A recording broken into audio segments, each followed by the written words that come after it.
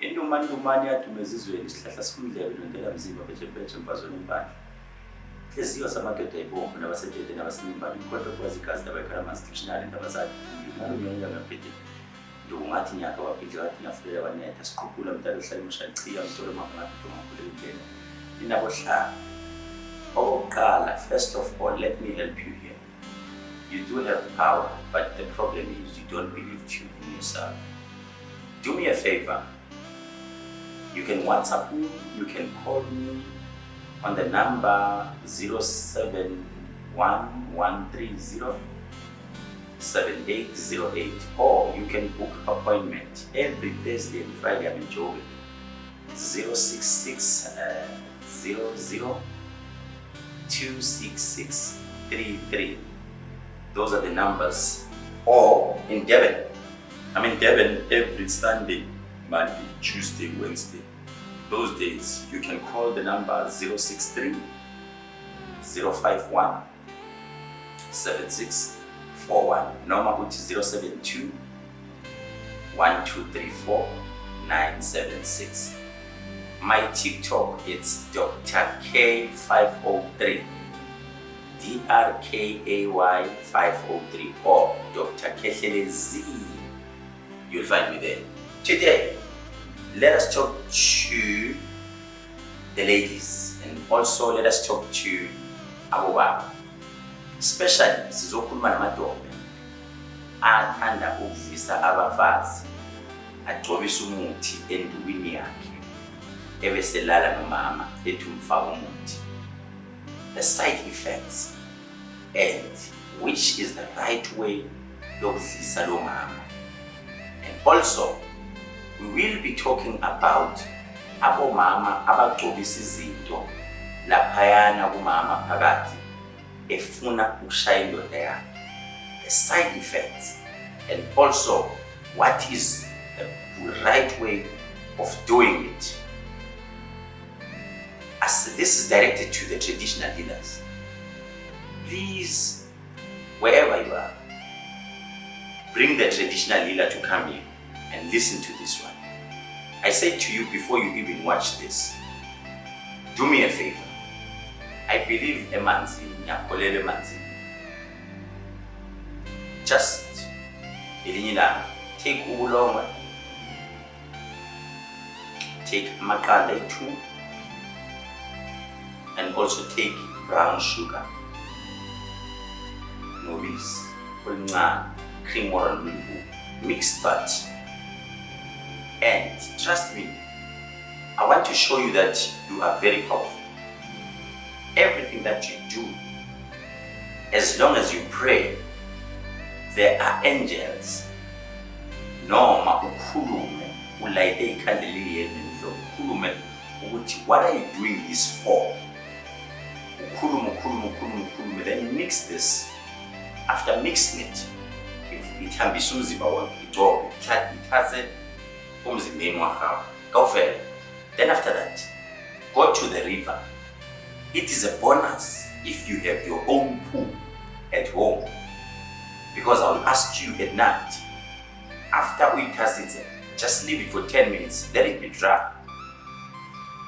Then go into your pool or go into the river and talk to the river or talk to the pool, whatever that you want or whatever disease that is troubling you.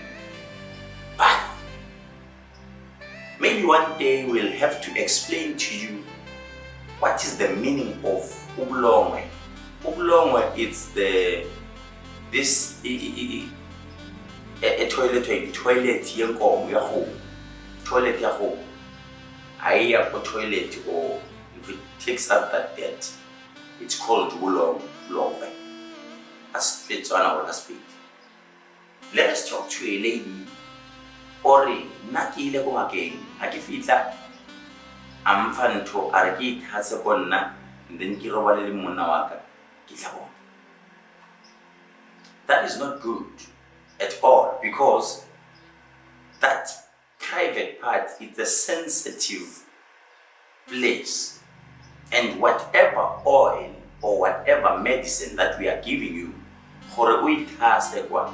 it is not right, because we use different animals, we use other things that has chemicals, and we use things that are not eatable, things that may lead to cause skin cancer, things that may lead to cause cornflower, things that they can cause omuthi ngwagao gore ntho ya yena iska tsoga gantle. A ke re wena ha o lwana le motho wa gago o wena ska tlo mbutsa wena gore o betha 1 round go roba tshwantse a bethe 1 round, because those things zenza they cause the veins gore iska perform gantle. You'll find the dick now, the veins are not performing nicely because those oils that you bring in. If one day you can ask, let us go, typical example. If wenza isibambele, usebenzisa intamo yofudu, usebenzisa inamathela, usebenzisa amafutha embuku, uyawufaka umkhokho kancane, uyawufaka umatindane kancane, uyawufaka uziyamlandela kancane, uyafaka amafutha enkosazane kancane, uyafaka amafutha emvubu kancane, uyafaka isithole esikazi kancane, uyafaka yes, then after that bese lamafutha uyawahlanganisa ku-night 3 engawashongo. Angifuni phela because kunabantu abangathwasanga abathwasa khona la ku-TikTok noma khona la ku-YouTube. So those things, just imagine mase uyimix lezi zinto then unike umuntu wesifazane ukuthi akafake kuyena kancane, izohamba ihambe ikhoze ukuthi ubleed non-stop. Kunabantu besifazane abahlala bephuma i-discharge ngaphansi, omunye uhlala ebleed, omunye uphuma iy'londa. What is the cause of that? Those are the things eniy'thambisayo lapha just because of desperate. The question remains, athi umuntu wesifazane I'm desperate indoda iyangihlupha, and umngani wami mina wahamba bamnika into wayigcoba la walala nendoda zasha. Yini omele ngiyenze? We've got so many things. Traditional healers are like engineers. You create things, uyayenza into oyifunayo yenzeke.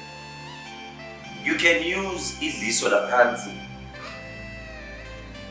You can use idliso lasembedeni mawulala naye, uyafika lento eyishisa ngaphansi kwamatrasi la esayidini lakhe la khona uyishise ize khona la. You can also use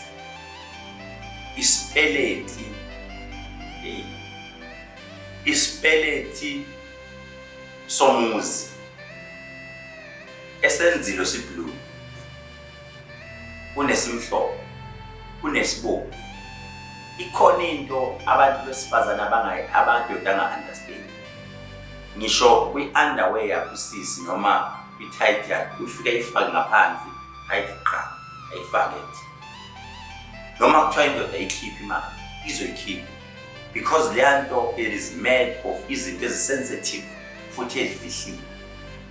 Amadoda amaningi akasaya etshwaleni because noma lento siyikhanda ngayo lento ukuthi mayike umfazi wakhuluma ukhuluma leyo nto izwakala.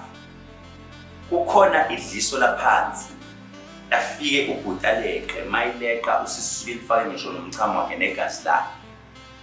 Lapho sisuke siyenzela lento abantu ukuthi noma wengane olwa nomnyuma wengane, lapho kugcina kuwina lo oyenzile leyo ngoba weqe insila yangena izohlala okhalweni lakhe ubhuti.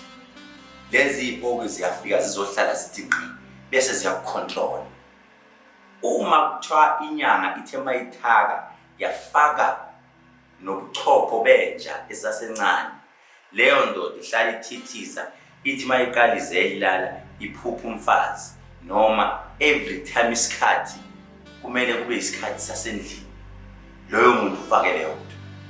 Uma ethema ekhanda lo baba wafaka wacela nakuwe sisuthi ngicela ungiphathe noma 100 rand noma 200 rand, yigayi le mali ifake la bese mayeqa uzufaka negazi lakho loyo muntu uyohlala ecabanga ukuthi njalo mangithola imali ngimnikeze uthathe ne-bank statement yakho baba uyihlikayo crash uhlanganise nale mali yonke imali esebhenki lakhe lo baba kumele acabanga ukuthi fanele inike lo sisi. But it's a topic for another day. Ongafanele ngikunike everything. I was just telling you izinto eziyinkinga. Then siye ukuthi stop ukuthi nigcobize izinto la endulo. Because kunomama othola ukuthi uyakuthanda kakhulu akabuzi.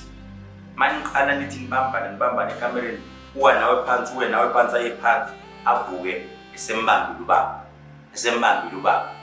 Awusakwazi ukumkhuza ngoba vele wadliswa ayikho indaba yakho wena vele njengokudlisiwe ahlala bekwenza iwoman and talk wena uhlala ungaphansi umama ephezulu awukwazi ukukhuza ususula nawe ukumkhuza umtshela ukuthi hayi ngifaka izinto la uyathethisa. So yekeni leyo nto bantu, that is the old fashion because ogogo nabomkhulu babenza leyo nto yayingekho istyle sokuthi indoda eshona phansi nolimi yayingekho leyo. So manje ngoba sekunaleso style asiyekeni lento yokugcoba la indoda. It's so simple. Omama banamaduku abalala ngawo, omama banama-night dress abalala ngawo, omama banamagawini abalala ngawo, omama banamakama abawasebenzisayo for abangani. They even have ama-hair dryer. So uma ufuna ukumsebenza umfazi ngempela usuyibisele usuyitholile insizwe ethemba those things engiyibalile. Omama they even do their nails endlini. Le nto yenza ngayo akuduke yona ke endlini ucaca ukuthi dukile lahlekile. Kunendoda ethi mina ngifuna ukuthi umenze wami umfazi ukuthi angalali nenye indoda noma indoda mayike kalala nayo ihambe emhlabeni. Lijulile ke lelo lungu. I prefer that mawukuthi leyo nto uyenza mawusumlobolile bese mawuqeda kuyenza uqeda ube nesoka uthathe umfazi wakho uyomkhombisa la ulashwa khona even though ungasamtshelana wenzela ukuthi should it happen ushone umfazi akwazi ukuthi noma inyanga kodwa ubaba belashwa ekhaya. Sengiyazi ke mina ukuthi induku engizoyithatha ngiqaqe lo muntu ngiqaqa kanjani ngoba vele indoda kuyafanele iwubiyele umuzi wayo ukuze kungadlaleli nobani ngoba uthola amadoda amaningi sekugitshela sekudlalela emzini wakhe ngoba ayibiyanga umuzi amadoda busy. So lento yothando ikawuthu nawe umuntu wesifazane uvumelekile ukusukuma uhambe. Yabona laba abasafuna ukushada noma laba abasafuna ukulotsholwa musa ukuthi untshontshane nendoda yomuntu ukuze ufuna ukuyishaya ukuthi iphume emzini wakho iye ubuthakathike lo.